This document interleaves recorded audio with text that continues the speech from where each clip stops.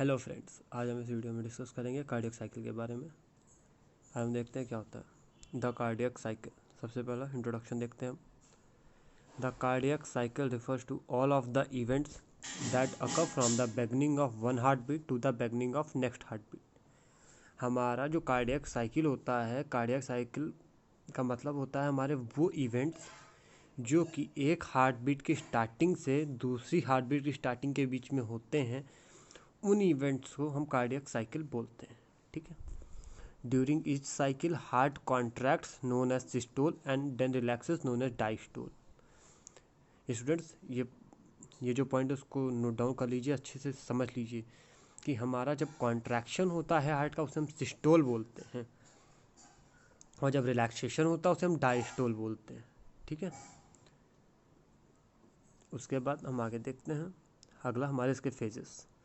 Stages of cardiac cycle, 3 stages होते हैं: atrial systole, ventricular systole, complete cardiac diastole. जैसा कि हमने भी डिस्कस किया था, सिस्टोल का मतलब होता है कॉन्ट्रैक्शन और डायस्टोल का मतलब होता है रिलैक्सेशन। मतलब हमारा सबसे पहला एट्रियल का कॉन्ट्रैक्शन होगा, फिर हमारा वेंट्रिकुलर का कॉन्ट्रैक्शन होगा, फिर हमारा पूरे हार्ट का रिलैक्सेशन होगा। ठीक है। अब आगे डिस्कस करते हैं तीनों को एक एक करके। पहला atrial systole. During atrial systole which last about 0.1 second the atria are contracting at the same time the ventricles are relaxed।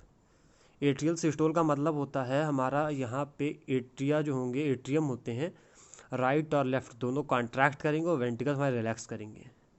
और हमारा जो इसका टाइम पीरियड होता है ये हमारा 0.1 सेकेंड का होता है। ठीक है। इसमें सबसे depolarization of the AC node causes atrial depolarization marked by the P wave in the ECG.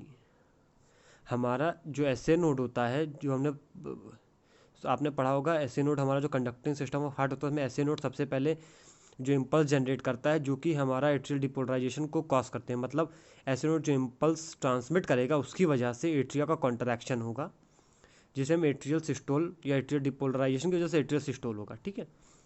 Atrial depolarization causes atrial systole as the atria contract they exert pressure on the blood within which forces blood through the open AV valves into the ventricles. हमारा जब atria contract होता है तो pressure increase होता है, जिसकी वजह से हमारे एवी वेल्स ओपन हो जाते हैं। ओपन होने की वजह से हमारा ब्लड जो है वो एट्रिया से वेंट्रिकल्स में ट्रांसमिट हो जाता है, ट्रांसफ़र हो जाता है। ठीक है। ये हमारा हो गया एट्रियल सिस्टोल। हम अगला देखते हैं वेंट्रिकुलर डायस्टोल। हम पहले हमने सबसे पहले डिस्कस किया एट्रियल सिस्टोल, हमारा सेकंड आता है वेंट्रिकुलर सिस्टोल। हमारा वेंट्रिकुलर सिस्टोल सबसे पहला हमारा during ventricular systole which last about 0.3 second the ventricles are contracting at the same time the atria relaxed in the atrial diastole. मतलब हमारा वेंट्रिकुलर सिस्टोल जो होता है ये वहाँ 0.3 सेकेंड्स का होता है। यहाँ पे वहाँ वेंट्रिकल्स का कॉन्ट्रैक्शन होगा और एट्रिया का रिलैक्सेशन होगा। ठीक है। Ventricular depolarization causes ventricular systole. As ventricular systole begins, pressure rises inside the ventricles and pushes blood up against the atrioventricular valves, forcing them shut। हमारा यहाँ पे जो हमारा एसए नोड ने इम्पल्स जनरेट किया था वो हमारा एवी नोड में आता है, जिसकी वजह से हमारा वेंट्रिकल वो एवी नोड के थ्रू हमारे पूरे हार्ट में स्प्रेड होता है, जिसकी वजह से वेंट्रिकल का कॉन्ट्रैक्शन होगा। वेंट्रिकल का कॉन्ट्रैक्शन होने की वजह से प्रेशर वेंट्रिकल्स में राइज करेगा तो हमारा ब्लड जो है एवी वेल्व्स को क्लोज कर देगा और सेमिलुनर वेल्व्स के थ्रू ब्लड एओर्टा में और पल्मोनरी आर्टरी में चला जाएगा। ठीक है। ये हमारा हो गया वेंट्रिकुलर सिस्टोल। ठीक है। हम अगला देखते हैं, थर्ड है हमारा कंप्लीट कार्डियक डायस्टोल। यहाँ पे हमारा आगे देखते हैं during the relaxation period which last about 0.4 second the atria and the ventricles are both relaxed. During this time the myocardium recovers ready for the next heartbeat and the atria refill ready for the next cycle. Complete cardiac diastole में हमारा क्या होता है, 0.4 second का होता है। हमारा यहाँ पे एट्रिया वेंट्रिकल दोनों रिलैक्स हो जाते हैं, मायोकार्डियम हमारा रेडी होता है नेक्स्ट हार्ट बीट के लिए। हमारा यहाँ पे जितनी देर में हार्ट रिलैक्स कर रहा है उतनी देर हमारा एट्रिया जो है नेक्स्ट हार्ट बीट के लिए फिर से रिफिल हो जाता है, कॉन्ट्रैक्शन के लिए रेडी हो जाता है। ठीक है। एक बार पिक्चर के हेल्प से इसको समझेंगे।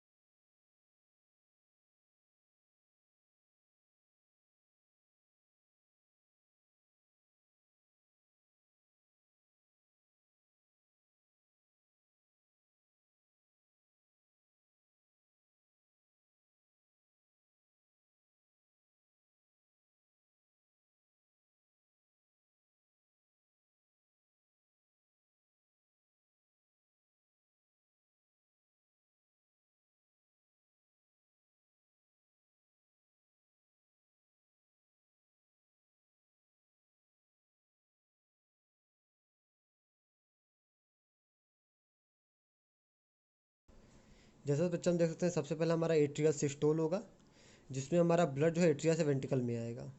उसके बाद हमारा वेंट्रिकुलर सिस्टोल होगा, जिसमें हमारा ब्लड एओर्टा पल्मोनरी आर्टरी में जाएगा। जैसे कि हमने ये देखा, ये हमारा एट्रियल सिस्टोल, यहाँ पे ब्लड हमारा एट्रिया से वेंट्रिकल में आ रहा है। फिर हमारा वेंट्रिकुलर सिस्टोल, हमारा ब्लड वेंट्रिकल से एओर्टा पल्मोनरी आर्टरी में जाएगा। फिर कंप्लीट कार्डियक डायस्टोल में हमारा क्या होगा, एट्रिया वेंट्रिकल रिलैक्स होगा, हमारा यहाँ पे अब एट्रिया में ब्लड आएगा। एट्रिया का मतलब हमारा सेमी राइट एट्रियम में सुपीरियर वेना कावा से, और लेफ्ट एट्रियम में जो 4 पल्मोनरी वेन्स हैं उनके थ्रू ब्लड आता है। ये हमारा जो, जैसे हम देख सकते हैं, पहला हमारा एट्रियल सिस्टोल में एट्रिया कांटेक्ट करेगा, एवी वाल्व्स ओपन होंगे, वेंट्रिकल्स रिलैक्स होगा, और एओर्टिक पल्मोनरी वाल्व्स हमारे जो होंगे वो क्लोज हो जाएंगे। फिर उसके बाद फिर हमारा वेंट्रिकुलर सिस्टोल में एट्रिया रिलैक्स होगा, एवी वाल्व्स क्लोज हो जाएंगे, वेंट्रिकल्स कॉन्ट्रैक्ट करेंगे, एओर्टिक पल्मोनरी वाल्व्स ओपन होंगे। Atria and ventricles relax, AV valves open, aortic pulmonary valve closed. ठीक है, हम अगला देखते हैं। हम देखेंगे कि हमारा कार्डियक साइकिल का ईसीजी का क्या रिलेशन है। सबसे पहला हमारा atrial depolarization marked by the P wave in the ECG. हमारा जब एट्रिया कॉन्ट्रैक्ट होता है उस वो हमारा पी वेव प्रोड्यूस करता है ईसीजी में। ठीक है। सेकंड हमारा QRS complex in ECG marks onset of ventricular depolarization. हमारा जब वेंट्रिकुलर डीपोलराइजेशन, जब वेंट्रिकल कॉन्ट्रैक्ट होना स्टार्ट होते हैं, या वेंट्रिकुलर सिस्टोल होता है जब स्टार्ट होता है, वहाँ पे हमारा क्यूआरएस कॉम्प्लेक्स शुरू होता है, उसे हम क्यूआरएस कॉम्प्लेक्स इंडिकेट करता है। हमारा टी वेव जो है वो हमारा ventricular repolarization. The T wave in the ECG marks onset of ventricular repolarization. Picture कैसे समझते हैं।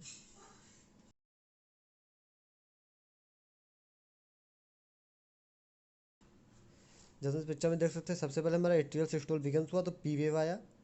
फिर हमने भी डिस्कस किया था कि हमारा वेंट्रिकुलर सिस्टोल या वेंट्रिकुलर डीपोलराइजेशन में हमारा क्यूआरएस कॉम्प्लेक्स स्टार्ट होता है, तो मैं यहाँ पे क्यू वहीं से स्टार्ट हो रहा है, वार हमारा स्टार्ट होता है क्यूआरएस कॉम्प्लेक्स हमारा वेंट्रिकुलर डीपोलराइजेशन। फिर तुम्हारा टी वेव जो है वेंट्रिकुलर रिपोलराइजेशन। ठीक है, यहाँ पे हमारा क्या हो रहा है, वेंट्रिकुलर रिपोलराइजेशन हो रहा है। ठीक है, मतलब ब्लड जो है, हाँ क्यूआरएस कॉम्प्लेक्स तभी स्टार्ट होता है जब हमारा ब्लड जो है क्या करता है, हमारा जो एट्रिया वेंट्रिकल्स के बीच में वैल्व है उसे क्लोज करता है, तो हमारा क्यूआरएस कॉम्प्लेक्स स्टार्ट होता है। और जब हमारा ब्लड वेंट्रिकल से एओर्टा पल्मोनरी आर्टरी में जाता है तो हमारा टी वेव होता है।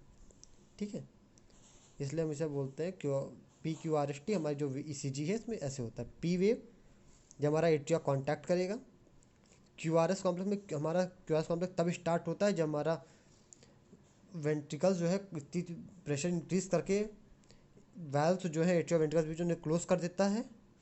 उसके बाद जब हमारा टी वेव हमारा तब स्टार्ट होता है जब हमारा ब्लड जो है वेंट्रिकल से एओर्टा पल्मोनरी आर्टरी में जाता है। ठीक है, आज हमने इसमें डिस्कस किया इसी कार्डियक साइकिल क्या होता है, कार्डियक साइकिल के फेजेस क्या क्या हैं, उसके बाद कार्डियक साइकिल का क्या क्या टाइम पीरियड होता है, हमारा कार्डियक साइकिल ईसीजी का क्या क्या रिलेशन है। Thank you.